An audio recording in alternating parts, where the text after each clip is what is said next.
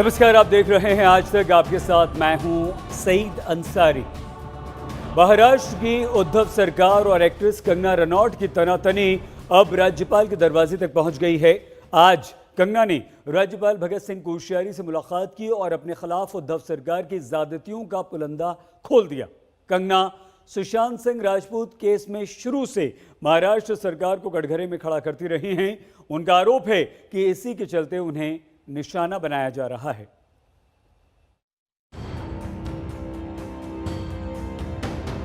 शाम करीब 4 बजे का वक्त मुकर्रर था और तय वक्त पर कंगना राज्यपाल भगत सिंह कोश्यारी के सामने थी। साथ में उनकी बहन रंगोली चंदेल भी थी। तस्वीरों से ही जाहिर हो रहा है कि बातचीत खुशनुमा माहौल में हुई। कुछ तस्वीरों में कंगना और रंगोली दोनों मुस्कुराती हुई दिखाई दे रही हैं। मुस्कान राज्यपाल के चेहरे पर भी है, लेकिन तस्वीरों में जो दिख रहा है मामला उससे ज्यादा संजीदा है। कंगना दरअसल महाराष्ट्र की उद्धव सरकार के खिलाफ शिकायतों का पुलिंदा लेकर राज्यपाल से मिलने पहुंची थी। कंगना ने महाराष्ट्र सरकार से हालिया तनातनी का ब्यौरा राज्यपाल के सामने रखा। अपने दफ्तर पर बीएमसी के तोड़फोड़ का मुद्दा भी सामने रखा। खुद को महाराष्ट्र सरकार की ज्यादती का शिकार बताया और राज्यपाल से अपने मामले में इंसाफ की मांग की। जिस तरह से मेरे साथ सुलूक हुआ है उस बारे में मैंने वही बात की, वही हमारी आज ब्रीफ जो भी मीटिंग हुई उसके बारे में मैंने उन्हें बताया। एंड आई होप कि justice be given to me, ताकि जो हमारे देश के जो लोग हैं और जो बच्चियां हैं खासकर उनका जो फेथ है वो सिस्टम में रिस्टोर हो।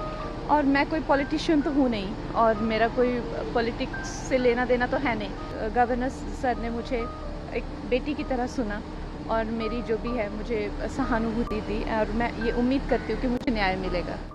राज्यपाल के साथ कंगना की मुलाकात करीब 45 मिनट तक चली।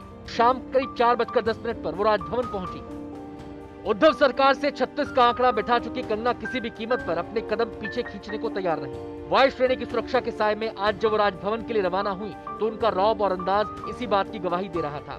लेकिन पाले के दूसरी ओर खड़ी शिवसेना कह रही है किसी से भी मिले उसे कोई फर्क नहीं पड़ता।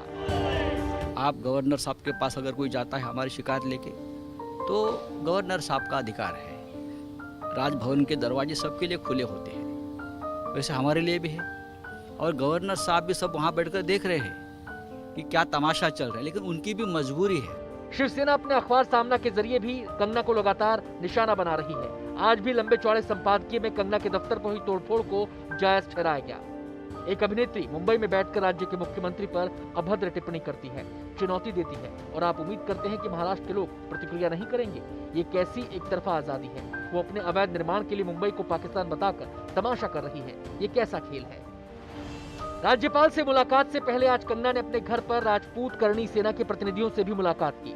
शिवसेना की धमकियों के मद्देनजर करणी सेना ने कंगना को हिंदुस्तान में कहीं भी सुरक्षा देने का भरोसा दिलाया है। हालांकि कंगना को केंद्र की वायु श्रेणी की सुरक्षा पहले ही मिली हुई है, लेकिन सुशांत केस को लेकर शुरू हुई ये जंग अब इतनी सियासी हो चुकी है कि छोटी से छोटी बात भी बड़ा इशारा बनती जा रही है। ये चर्चा भी आम है कि बिहार में राजपूत और क्षत्रिय वोट साधने के लिए बीजेपी कंगना के पीछे पूरी ताकत से खड़ी है। सपने देखना और सपनों का पूरा होना बहुत अलग बातें हैं। गैंगस्टर फिल्म के इस डायलॉग को कंगना रनौत ने जिया है, इसलिए सपनों के चकनाचूर होने के बाद उन्होंने शिवसेना से हिसाब चुकता करने की ठान ली है। रुपहले पर्दे पे अपने किरदार को बखूबी निभाने की माहिर कंगना अब असल जिंदगी में कभी नेता कंगना तो कभी अभिनेता और कभी नागरिक कंगना के तौर पर नजर आ रही है। मौसमी सिंह, कमलजीत संधू, विद्या और अमित त्यागी के साथ आज तक ब्यूरो। कंगना ने महाराष्ट्र के राज्यपाल से मुलाकात करके अपना पक्ष तो उन्हें बता दिया, मगर कंगना की ये कोशिश क्या उनका घर टूटने से बचा पाएगी? ये सवाल इसलिए उठे हैं क्योंकि बीएमसी ने ठान लिया है कि कंगना के घर में हुए अवैध निर्माण को हर हाल में हमें तोड़ना है। पाली हिल्स में कंगना के टूटे हुए दफ्तर का मलबा अभी ठीक से हटा भी नहीं कि बीएमसी का हथौड़ा फिर से तैयार हो गया। कंगना के फ्लैट पहले दफ्तर पर बुलडोजर चला और अब घर में हथौड़ा चलने की बारी है। बीएमसी ने कंगना रनावत को नोटिस भेजा है। और नोटिस किस बात का?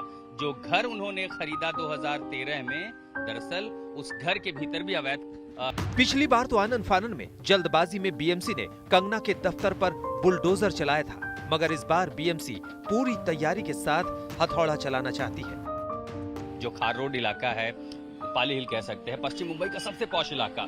यहाँ पर कंगना रनावत ने 3 फ्लैट खरीदे, 5वें फ्लोर पर वो रहती हैं। लेकिन 2018 में इस पूरी बिल्डिंग को एक नोटिस भेजा गया था बीएमसी की ओर से कि एनएमटीपी जो एक्ट है उसमें उसके तहत कई तरह के जो कंस्ट्रक्शन है उसकी अनुमति नहीं ली गई है। बीसीसी जो प्लान है उसके खिलाफ है। उसमें क्या क्या है कि गलत तरीके से जो छज्जे बढ़ा लिए गए हैं, दीवारों को हटा करके, दूसरे जो पैसेज हैं उसमें अनियमितताएं हैं, और उन अनियमितताओं का हवाला देते हुए बीएमसी ने ये नोटिस 2018 में भेजा था। 2018 यानी जब बीजेपी और शिवसेना की महाराष्ट्र में सरकार थी। अब उस नोटिस को दोबारा कंगना रनावत को भेजा गया कि इस पर जवाब दीजिए। साथ ही बीएमसी चली गई है हाईकोर्ट का दरवाजा खटखटाने और ये कहा है कि आपने जो डिमोलिशन ड्राइव पर रोक लगाई है उस आदेश को हटा लीजिए ताकि यहाँ पर भी हथौड़ा चल सके। अब इस इमारत में कंगना रनावत के अलावा कई जाने माने बॉलीवुड के सेलिब्रिटी और दूसरे मुंबई के जो इन्फ्लुएंशियल लोग हैं, बड़े बड़े लोग हैं, वो यहाँ पर रहते हैं। 2 बरस पहले कंगना को बीएमसी ने अवैध निर्माण का नोटिस थमाया था। आज तक के पास इस नोटिस की एक्सक्लूसिव कॉपी है। उस कॉपी में कंगना के तीनों फ्लैट्स में कुछ निर्माण को अवैध बताया गया है। बीएमसी ने कहा है कि यहाँ जमीन में भराव मिला है, सीढ़ियों में बदलाव है, छज्जे को बालकनी बना दिया गया, सर्विस स्लैब में भी बदलाव किया गया है, सीढ़ियों और किचन के बीच रास्ते को बंद किया गया है, लॉबी के कॉमन रास्ते को कवर किया गया है, टॉयलेट बाथरूम में पाइपलाइन बदली गई है। आपको बता दें कि खार वेस्ट की डीबी ब्रिज में 5वीं मंजिल तक कंगना रनौत के 3 फ्लैट हैं। इनमें पहले फ्लैट का साइज 797 स्क्वायर फीट है, दूसरे फ्लैट का साइज 711 स्क्वायर फीट है, तीसरे फ्लैट का साइज 459 स्क्वायर फीट है। कंगना ने तीनों फ्लैट 7 साल पहले यानी 2013 में खरीदे थे, मगर 5 साल बाद यानी 2018 में बीएमसी तक कंगना के अवैध निर्माण की शिकायत पहुंच गई थी। शिकायत के महज 13 दिन बाद ही फील्ड अफसर की रिपोर्ट आ गई थी, जिसमें अवैध निर्माण की शिकायत को सही पाया गया था। इसके बाद कंगना को नोटिस थमाया गया था और नोटिस के खिलाफ कंगना ने सेक्शन कोर्ट का दरवाजा खटखटाया था। ये मामला अभी चल ही रहा है। इतनी आलोचनाएं झेली दफ्तर पर बुलडोजर चलाने के बाद, उसके बाद भी हौसले उसके नहीं पस्त हो रहे हैं। नोटिस भेज दिया कंगना रनावत को कि घर में जो कंस्ट्रक्शन है वो अवैध है और इसलिए वहां भी हथौड़ा चलेगा, लेकिन रुकेगा कैसे, बात कैसे बनेगी? देखना दिलचस्प होगा कि महाराष्ट्र सरकार से सीधे पंगा लेने वाली कंगना रनावत क्या अपने घर पर बीएमसी का हथौड़ा चलने से रोक पाती हैं, या कंगना की लड़ाई को नाक की लड़ाई बनाने वाली शिवसेना उनके कथित अवैध निर्माण को उनके दफ्तर की तरह ढहा देती है। सौरभ भक्तानिया के साथ आशुतोष मिश्रा, मुंबई आज तक। कंगना के खिलाफ शुरू हुई शिवसेना की जंग अब बॉलीवुड सितारों तक जा पहुंची है। कंगना के पीओके वाले बयान पर बॉलीवुड सितारों की खामोशी से शिवसेना नाराज है। सामना में लिखे संपादकीय में एक्टर अक्षय कुमार पर भी निशाना साधा गया है। आज मेरा घर टूटा है। पाली हिल में बीएमसी का बुलडोजर जब कंगना रनौत के दफ्तर पर चला तो मणिकर्णिका आग बबूला हो गई। मुंबई पहुंचते ही कंगना ने सीधा हमला मुख्यमंत्री उद्धव ठाकरे पर। उन्होंने जंग का ऐलान करते हुए बता दिया कि मुंबई में न वो शिव सैनिकों से डरने वाली है और न वहां की उद्धव सरकार से। माफिया के साथ मिलके मेरा घर तोड़ के मुझसे बहुत बड़ा बदला लिया है। आज मेरा घर टूटा है, कल तेरा कंगना के साथ जुबानी जंग के बीच अब के खिलाफ मोर्चा खोला गया। एक नटी मुंबई में बैठकर महाराष्ट्र के मुख्यमंत्री के प्रति तू तड़ाक की भाषा, उस पर महाराष्ट्र की जनता द्वारा कोई प्रतिक्रिया नहीं दी जाती। अवैध निर्माण पर हथौड़ा चला तो राम मंदिर बताकर ड्रामा किया। मुंबई को पाकिस्तान कहना और अवैध निर्माण करना, ये कैसा खेल? शिवसेना नेता संजय राउत का आरोप बीजेपी का हाथ है। साजिश को सरकार 5 साल चलेगी। आप गवर्नर साहब के पास अगर कोई जाता है हमारी शिकायत लेके, तो गवर्नर साहब का अधिकार है। राजभवन के दरवाजे सबके लिए खुले होते हैं, वैसे हमारे लिए भी है। और गवर्नर साहब भी सब वहाँ बैठकर देख रहे हैं कि क्या तमाशा चल रहा है, लेकिन उनकी भी मजबूत। कंगना के बहाने संजय राउत ने केंद्र पर निशाना साधा। सामना में कंगना के अलावा बॉलीवुड के उन सितारों पर भी निशाना साधा गया जिन्होंने मुंबई को पीओके बताने और मुख्यमंत्री के लिए तू तड़ाक बोलने पर कोई प्रतिक्रिया नहीं दी। खास तौर पर एक्टर अक्षय कुमार पर सामना में तंज कसा गया है। संपूर्ण नहीं तो कम से कम आधे हिंदी फिल्म उद्योग को मुंबई के अपमान के विरोध में आगे आना चाहिए था। कंगना का मत पूरे फिल्म उद्योग का मत नहीं है, ऐसा कहना चाहिए था। कम से कम अक्षय कुमार जैसे बड़े कलाकारों को तो सामने आना ही चाहिए था। मुंबई ने उन्हें भी दिया ही है। मुंबई ने हर किसी को दी। सामना में शिवसेना ने धमकी भरे अंदाज में लिखा है कि लोगों को ध्यान रखना चाहिए कि महाराष्ट्र की कमान ठाकरे के हाथ में। ठाकरे महाराष्ट्र के स्वाभिमान का ब्रांड है। जिस दिन ब्रांड ठाकरे का पतन होगा, उस दिन से मुंबई का पतन होना शुरू हो जाएगा। अब देखना है कि शिवसेना और कंगना के बीच की ये जंग आगे क्या मोड़ लेती है। दिल्ली से कमलजीत के साथ मुस्तफा शेख, मुंबई आज तक। शिवसेना अब चौतरफा सवालों के घेरे में है। एक तरफ कंगना तो दूसरी तरफ नेवी के पूर्व अधिकारी ने शिवसेना के खिलाफ हल्ला बोल दिया है, जिनके समर्थन में अब कई पूर्व नौसैनिक आ गए हैं और गुंडागर्दी को लेकर शिवसेना बैकफुट पर नजर आ रही है। उम्र का लिहाज, ना कानून का डर। मुंबई में शर्मसार कर देने वाली इन तस्वीरों ने महाराष्ट्र में लॉ एंड ऑर्डर पर सवालिया निशान खड़ा कर दिया है। जिस महाराष्ट्र सरकार पर कानून व्यवस्था को बनाए रखने की जिम्मेदारी है, आज उसी शिवसेना के कार्यकर्ता गुंडागर्दी पर उतर आए, जिनके निशाने पर नेवी के पूर्व अफसर मदन शर्मा थे। लेकिन कई सालों से देश की सेवा करने वाले मदन शर्मा ने अब सरकार के खिलाफ अपनी आवाज बुलंद कर दी है। उद्धव सरकार जी को मैं आग्रह करूंगा कि आपसे नहीं हो रही है ये कानून व्यवस्था का, तो आप रिजाइन कर दीजिए, जल्द से जल्द रिजाइन कीजिए, क्योंकि आपके कारण जो है पूरा मुंबई, महाराष्ट्र, देश जो है सफर कर रहा है। जी, राष्ट्रपति शासन का मैं एकदम तुरंत के तुरंत बोलता हूं कि राष्ट्रपति शासन लागू हो। मुझे लगता है कि अटेम्प्ट टू मर्डर होना चाहिए केस, क्योंकि मुझे धमकी देकर बुलाया गया है। इस गुंडागर्दी की गूंज दिल्ली तक पहुंच गई। रक्षा मंत्री राजनाथ सिंह इसे दुखद बताया तो केंद्रीय मंत्री रामदास अठावले ने मदन शर्मा से मुलाकात की, जिनके निशाने पर शिवसेना सरकार थी। वहीं शिवसेना अब पूरे मामले को लेकर बैकफुट पर नजर आ रही है। मुझे लगता है कोई बहुत बड़ा गलत कुछ जो कानून में नहीं है, और मदन शर्मा जी ने भेजा ये मतलब उद्धव ठाकरे जी का सम्मान बढ़ाने के लिए, शिवसेना का सम्मान बढ़ाने के लिए उन्होंने वो फॉरवर्ड किया था। उसमें उनकी बिल्कुल गलती नहीं है। अब उसकी राजनीति मत करिए, हो गया है। तो हम ये नहीं चाहते कि हमारे मुंबई में, हमारे महाराष्ट्र में इस प्रकार के हादसे बार बार हो। लेकिन आप ये भी नहीं भूलना चाहिए कि आपने लोगों को प्रोवोक क्यों किया। कोरोना से ज्यादा भयंकर वायरस आ गया। पूर्व नौसैनिक की पिटाई को लेकर वाराणसी में जोरदार प्रदर्शन देखने को मिला, जहां बीजेपी स्वच्छता पार्टी के कार्यकर्ताओं ने उद्धव ठाकरे और संजय राउत को मानसिक रोगी बताते हुए उनकी तस्वीरों को इंजेक्शन और इलेक्ट्रिक शॉक दिए, वहीं जमकर नारेबाजी की।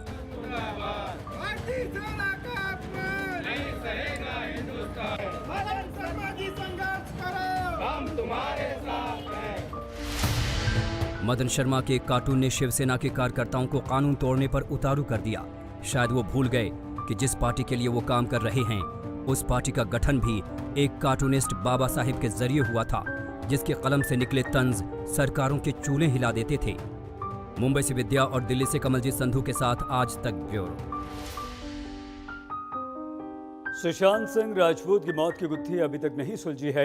डिप्रेशन से लेकर ड्रग्स तक तार पहुंच गए हैं, लेकिन मौत के कारण का अभी सच सामने नहीं आया है। इस बीच सीबीआई ने सुशांत के 2 ड्राइवर से पूछताछ की है, जिन्होंने सुशांत को लेकर कई बड़े खुलासे किए। सुशांत की मौत की मिस्ट्री, डिप्रेशन से लेकर ड्रग्स, सीबीआई मौत की गुत्थी से जुड़े हर सवाल का जवाब तलाशने में जुटी है। ऐसे में सीबीआई ने सुशांत के 2 पूर्व ड्राइवर से लंबी पूछताछ की, जिसमें कई चौंकाने वाले सच सामने आए।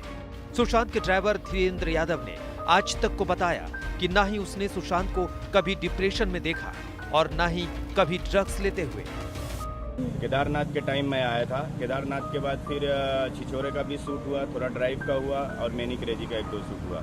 तो जब तक मैं साथ में था सर के, तो कोई डिप्रेशन नहीं था, कोई कुछ नहीं था, सब अच्छे से था। अपना म्यूजिक सुनते रहते थे गाड़ी में, हम लोग लेके जाते थे उनको शूट पे, जिम में भी जाते थे, शूट से छूटते थे तो फिर वाटर स्टोन जाते थे, टेनिस टेबल खेलते थे, स्विमिंग करते थे, घर पे भी आके टेबल टेनिस खेलते थे। केदारनाथ के टाइम जब मैं आया था रिलीजिंग के टाइम पे, तो सुशांत सर कोई ड्रग्स वगैरह कोई कुछ नहीं ले रहे थे। हम लोग ने कभी नहीं देखा, ना तो उनको गाड़ी में देखा, ना तो ऐसा किधर भी नहीं देखा। कोई ड्रग्स वगैरह कुछ नहीं, कभी नहीं ले रहे थे, ना तो हम लोग साथ में भी था इतना दिन, तो कभी हम लोग ने देखा ही नहीं। सुशांत के एक और ड्राइवर अनिल ने भी सुशांत के ड्रग्स लेने की बात से इनकार कर दिया।